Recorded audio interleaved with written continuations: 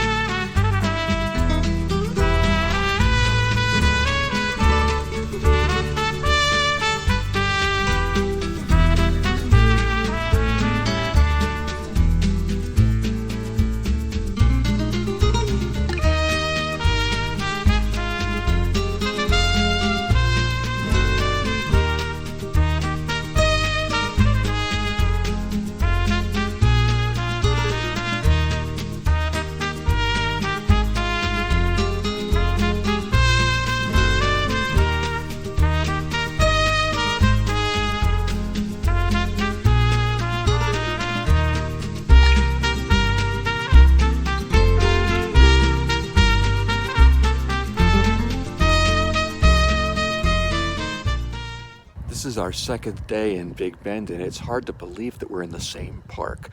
We are heading up into the mountains, and instead of desert scrub, we are seeing evergreen trees and magnificent, just magnificent mountain peaks. This is the Chisos Basin portion of Big Bend National Park.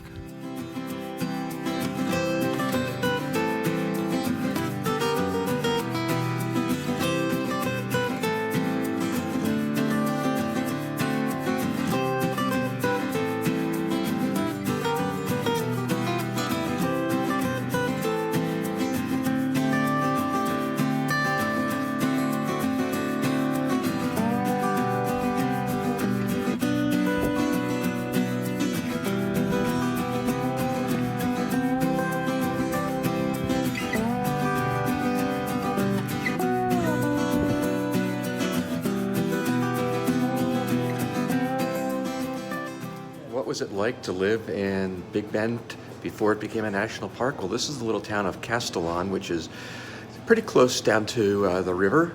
It is already hot here, and it's February, and this was the store that they used for all of their everything they needed.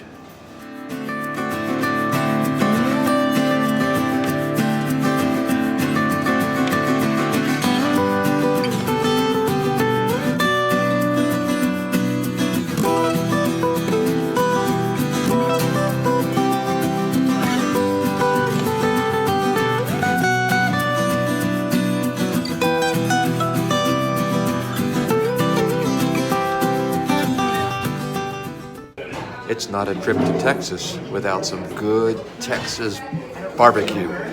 And both Kathy and I got the 2-meat platter with brisket and ribs. Hey, I gotta confess, I was here before. The brisket is out of this world here at the Brick Vault Brewery and Barbecue. It's in Marathon, Texas. So how do you know when it's good barbecue? Other than it tastes good. That's, of course, the most important thing. Take a look at this rib.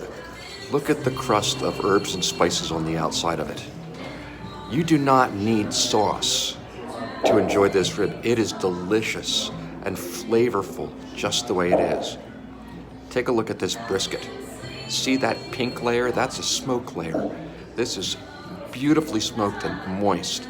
It's got a great crust on it with more herbs and spices, and maybe a little bit of sauce helps to make it a little extra special. Good barbecue. It's worth going out of your way for.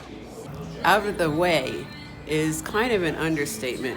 According to Wikipedia, we are in the town of Marathon. Of course, the population was 470 in 2007. After growing from 455 in 2000, but had decreased by 430 by 2010. So this is really remote at least coming out of Big Bend Park. But delicious. Who would think that in the middle of a tiny town like this, you'd find some of the best barbecue we've ever had? This is the Santa Elena Canyon. And I have to say, whenever I see this kind of beauty, power of the river that has carved its way through that canyon, I cannot help but thank God for the beauty of this earth and the privilege that we have to enjoy it.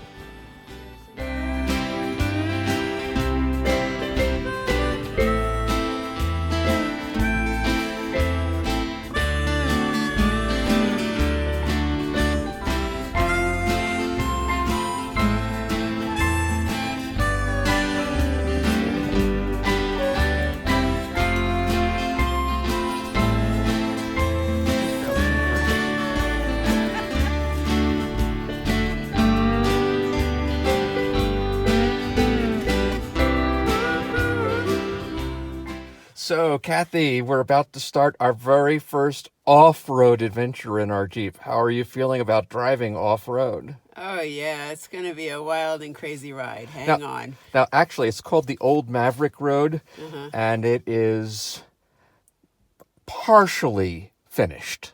So it's not like we're going off into the desert, uncharted territory. We've been told that it's pretty straightforward for a Jeep like ours. Yeah, exactly. I'm not too worried. I'm ready for off-roading.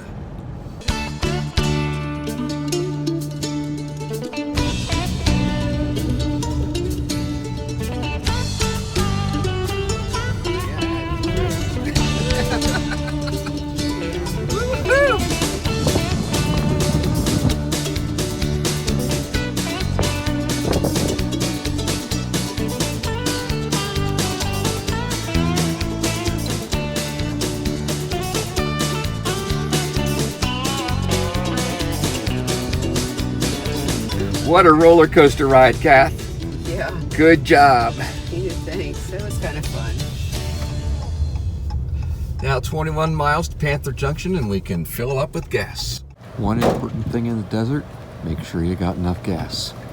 Thank you, National Park Service, for allowing a gas station to be located right here in the center of the park. We are at the Boquillas Bordo crossing and we're about to head down the hill and get on a little rowboat and cross into Mexico for some lunch and some adventure. How do you like that idea, Kath? Sí, me gusta. Ah, me gusta. Crossing over here closes at 5 o'clock tonight, so we got to be back here by 5 or else we are going to be sleeping in Mexico.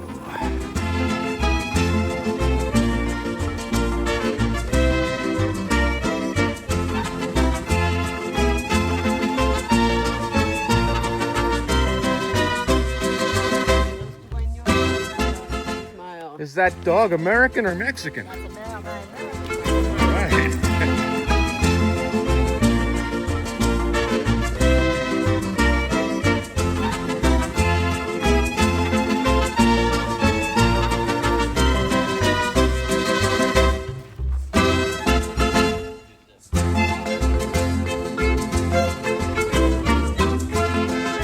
This burrito is really, really delicious. People said the restaurants were good, but I was expecting kind of plain, and this is great. I was expecting really good because I've had really good, authentically Mexican food before in Mexico. And how is your chile? I haven't tasted it yet. One of the things that I learned in speaking to our guide is that only the upper part of the town where we are has electricity.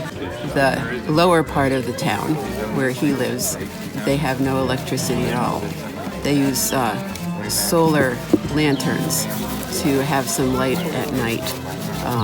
But beyond that, they have nothing. And I asked if there's any possibility that they're going to get electricity soon. And he said he didn't know, but hopefully some money from tourism would help. They also do subsistence farming, growing melons, watermelons, peppers. I forget what else he said.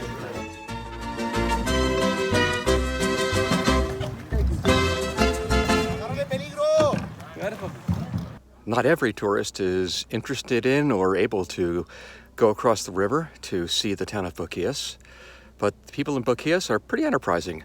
And so even if you can't go over there, somehow, magically, some of the wares that they're selling in the town are also available on this little pay on your own honor table on this side of the river.